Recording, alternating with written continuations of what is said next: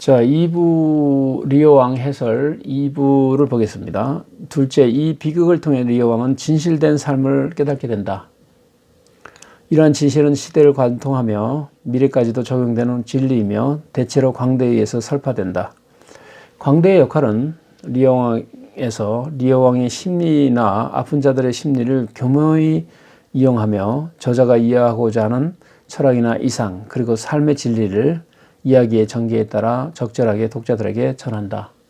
사실 왕이 가지고 있는 말들 하나하나를 리오왕이 옆에서 해설을 해주는데요. 예전에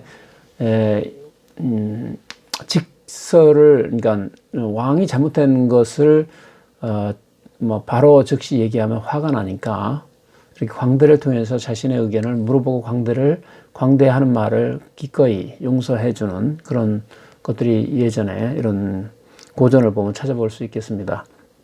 광대의 말은 그러므로 진실된 이야기일 가능성이 많이 있습니다. 빗대어서 하는 거기 때문에.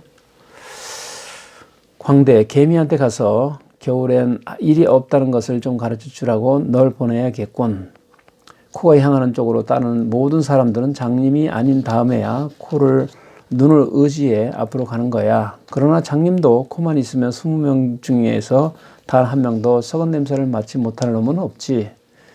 큰 수레바퀴가 언덕 아래로 구를 때는 잡았던 손을 잽싸게 떼야 해.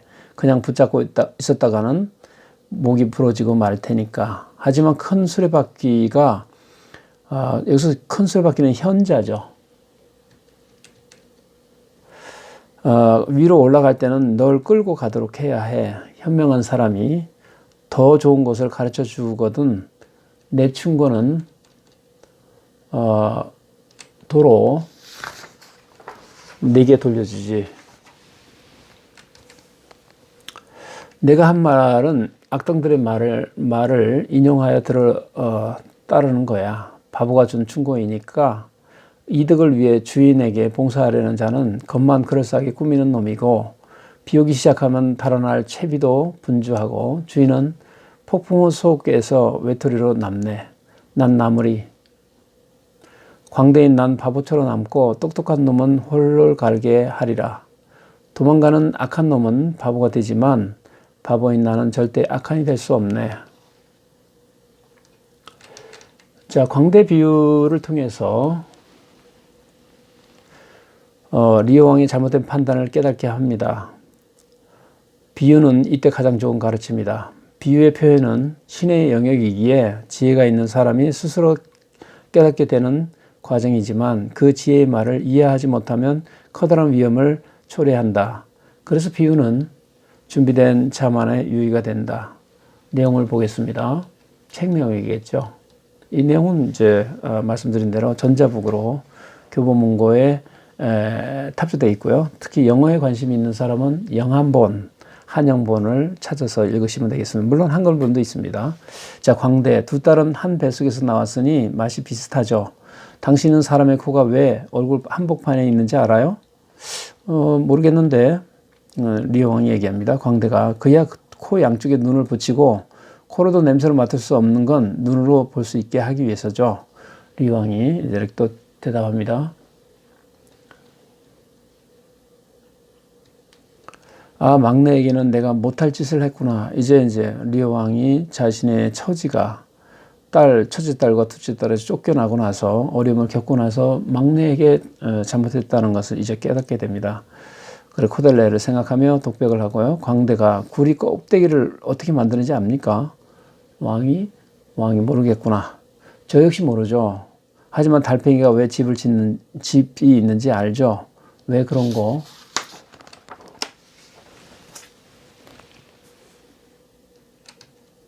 광대가 또 이렇게 합니다. 자기 머리를 쑤셔 넣기 위해서죠.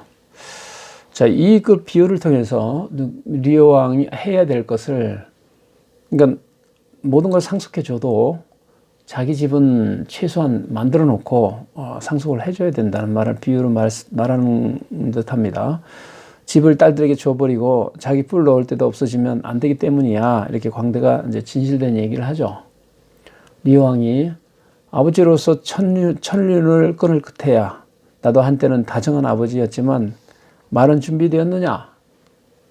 졸기들이 준비하러 갔나이다. 갔잖아요. 광대가 또 얘기합니다. 아버지가 까딱까딱합니다. 북두칠성에 별이 7개밖에 없는 이유는 아세요? 그냥 8개가 아니니까. 광대가 맞아요. 당신도 이젠 멋진 바보 광대가 될 수 있겠네요. 라고 이제 하는 것이 이제 내용이겠죠. 이렇게 이제 이솝우화에서나 배울 수 있는 육화된 진실을 리어왕을 통해 배워나갈 수 있다는 건 독자에겐 커다란 행운입니다. 이런 이유로 리어왕에 배어있는 교훈적 이야기에 귀를 기울일 필요가 있다. 이야기를 통해 배우는 교훈은 더욱 설득적이고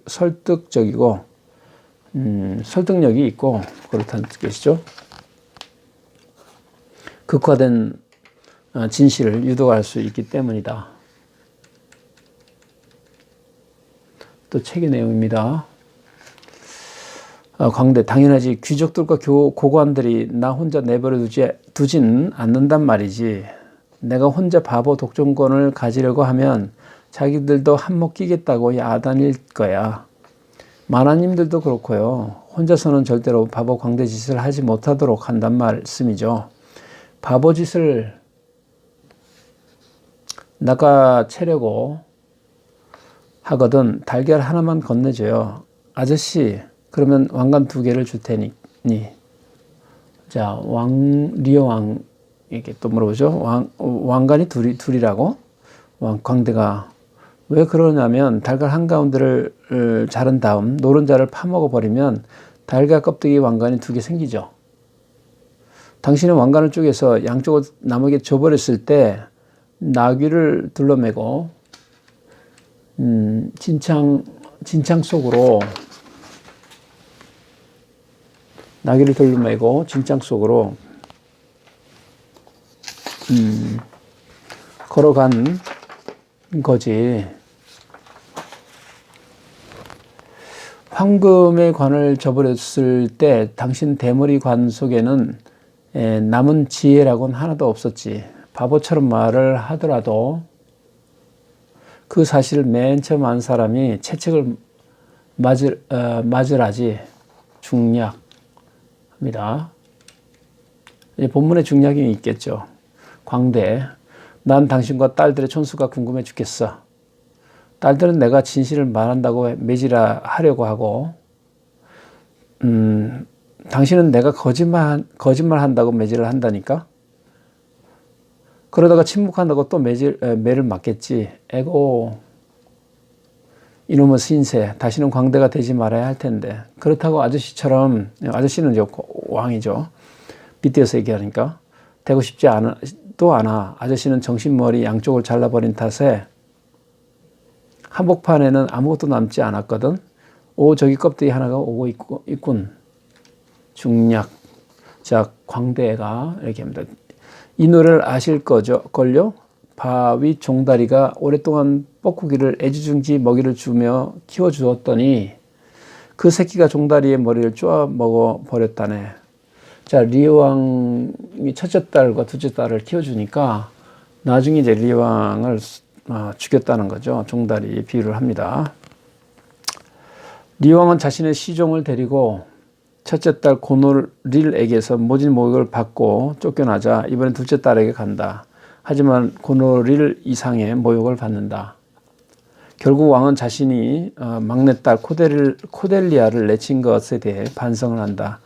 하지만 한 번 쏟은 물은 담지 못하는 게 인생이다.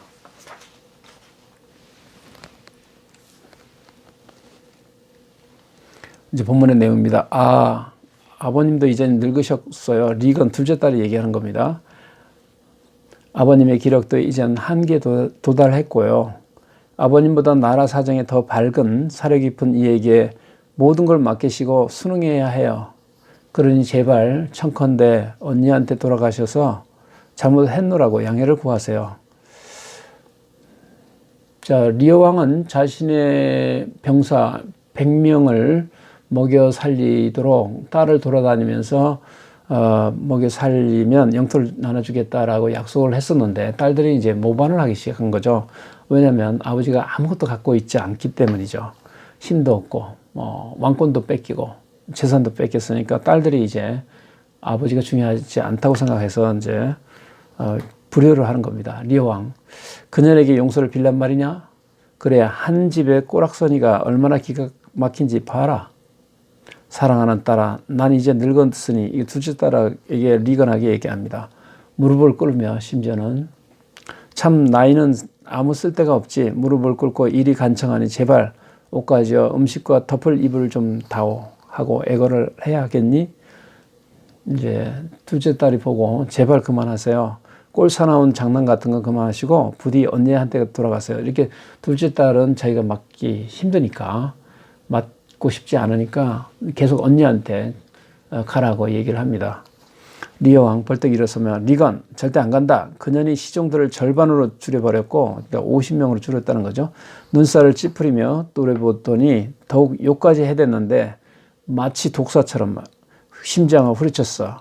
하늘에 쌓인 모든 복수라는 복수는 모두 배은망덕한 그년의 낯짝 위로 쏟아져라. 병을 옮기는 공기여 태아의 뼈골을 쳐서 불구로 만들어라. 자, 여기까지 2부가 되겠습니다. 이어서 3부도 준비되는 대로 올리도록 하겠습니다. 감사합니다.